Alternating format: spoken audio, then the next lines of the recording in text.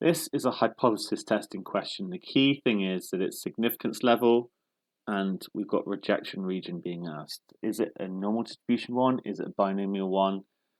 Well, when we look at it, we see that we're doing something a fixed number of times and we've got a probability for that, so it's going to be a binomial question. First things first is to define a random variable. We're interested in how many times 2 comes up, so let x be the number of 2's rolled. That's what we're going to test. And then here comes the key, absolutely crucial bit. We define our null hypothesis.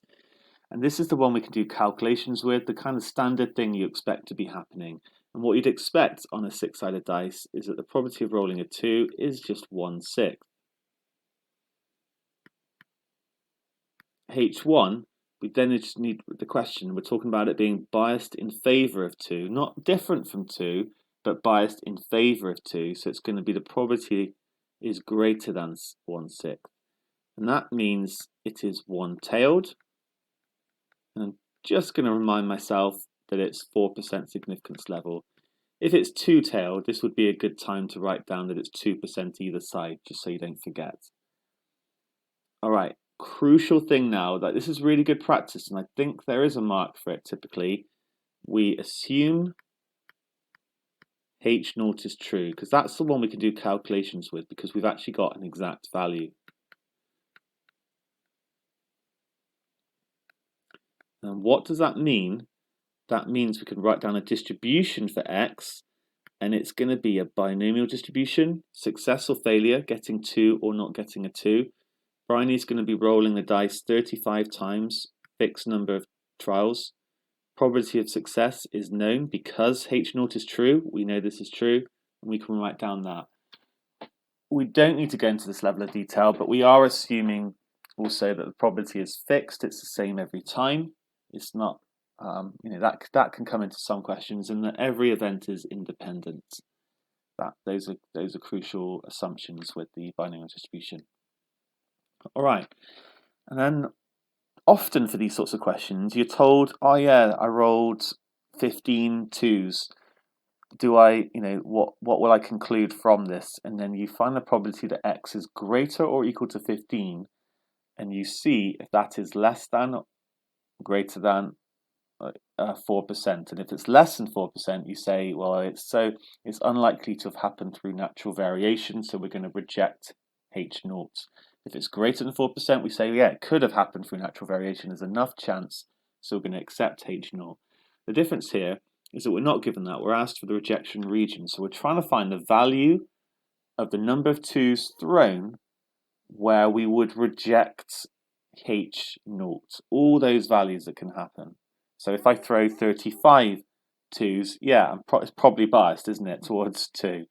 And here's the thing: we're interested in basically where the probability. So if I rolled 15 2s, I would look at the probability that x is greater or equal to 15, but I don't know that here. So this is the thing I'm trying to find, and this is what I'm comparing with the 4%. Okay, so is it less than 4%, or is it greater than 4%? This is just going on in my head as I'm calculating this. What makes this question look a little bit tricky is that it's a one-tailed test to the right. So when you use your cumulative binomial distribution, it actually looks to the left.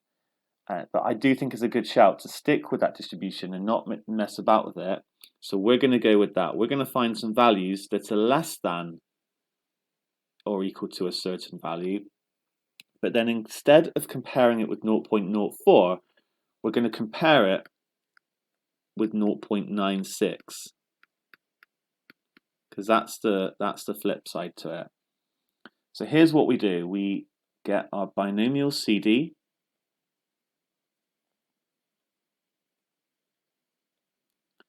use the list function, and then we can look at loads of values. Now, you might be tempted to start right at the top, but we've got to remember that it's not very likely that 2 will come up. So you're not going to get 35 twos. I mean, that's going to be in the rejection region, but that's way too high. Because we're rolling at 35, well, we only actually really expect a 2 about 6 times. So the rejection region is going to be much lower. It might be that it's 10 times or 11 or 12 or 13. So I think these are good values to go with. So I'm going to start with 15 and work backwards. If I get 15 twos, that's nearly half of them. I'd say that's going to be in the rejection region, that x equals 15. And then I'll work back. If you don't recognize to do this and you start at 35, it's okay. You'll just waste time on that aspect. Okay, I reckon I'll work back to 8. So I'm finding the probability that x is less than or equal to these values, and then I'm going to turn that into a greater or equal to.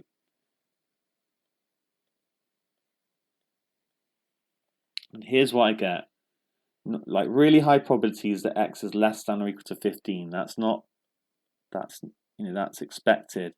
But here's where it starts reducing, and I can see where it starts changing from above 0.96 to below 0.96. So these are the two values I'm going to write down. The probability that x is less than or equal to 10 is 0.9768.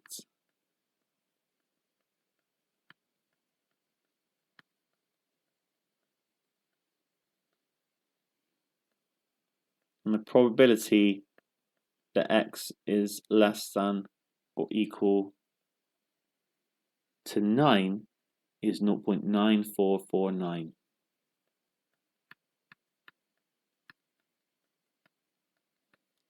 Why have I chosen these two values? Because this one is greater than 0.96 and this one is less than 0.96. So it's where the crossover is happening in the rejection region. But to make it the clearest, we need actually to look at the greater than or equal to values. And we need to be careful with this. The probability that x is less than or equal to 10 plus the probability that x is greater than 10, that will equal 1 because that will include all my values. So the probability that x is greater than 10 is going to be 1 minus the probability that x is less than or equal to 10. But greater than 10 is actually the same as greater or equal to 11 for this distribution. I can include 11 or above. They are the same thing. So if I want the probability that x is greater or equal to 11, that is going to be 1 minus the probability that x is less than or equal to 10. So this is going to be 1 minus 0.9768. So be really careful. There's a shift in values. It's not that is going to be greater or equal to 10. This jumps up to being 11. And I just tried to explain why. And we'll deal with that calculation in a second. So then for 1 minus the probability that x is less than or equal to 9, that's going to be the probability that x is greater than 9. And hence it's going to be the probability that x is greater or equal to 10.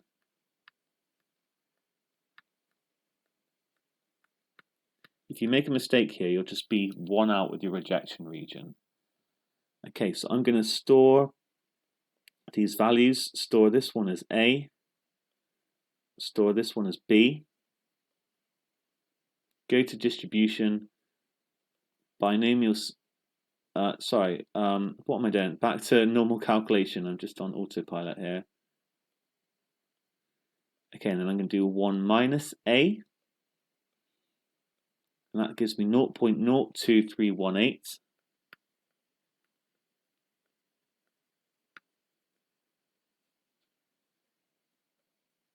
And then 1 minus B gives me 0.05500.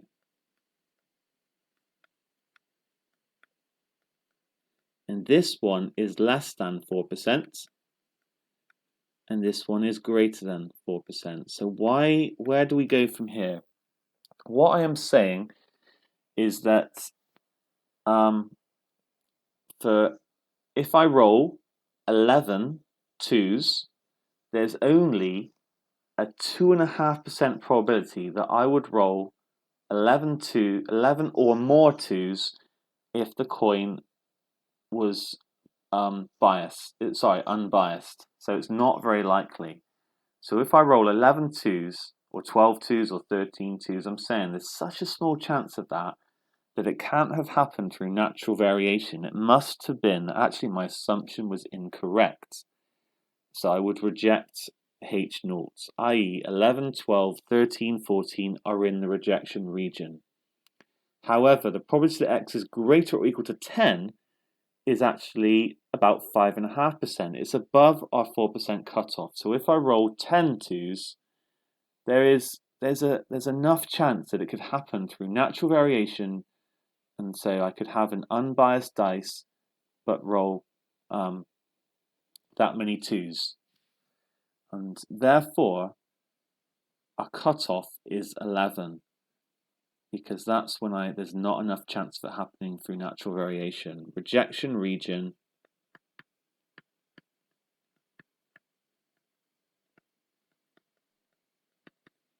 is going to be X is greater or equal to 11.